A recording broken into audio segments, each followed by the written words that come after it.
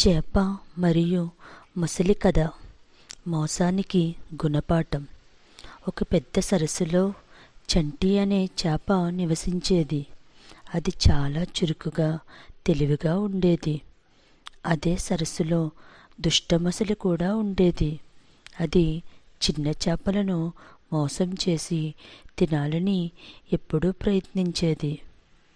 ఒకరోజు దుష్టమొసలి చంటి చేపను మోసం చేయాలని ఒక కొత్త కుట్ర వేసింది. ఓ చంటి, నువ్వు నీ చిన్న లోటస్ దగ్గరే ఉండిపోతున్నావు. నదిలో గొప్ప జీవితం ఉంది. నీకోసం అక్కడ ప్రత్యేకమైన ఆహారం ఉంది. నువ్వు రా, నేను నీకు మార్గం చూపిస్తాను అని మధురంగా చెప్పింది.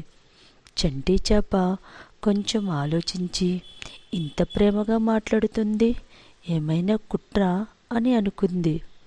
నేను నువ్వు చెప్పిన దారిలోకి వెళ్ళడానికి సిద్ధంగా ఉన్నాను, కానీ ముందు నువ్వు ఆహారం తెచ్చి చూపు అని చేప సమాధానం చెప్పింది. ఇది విన్న మొసలి సిగ్గుపడింది.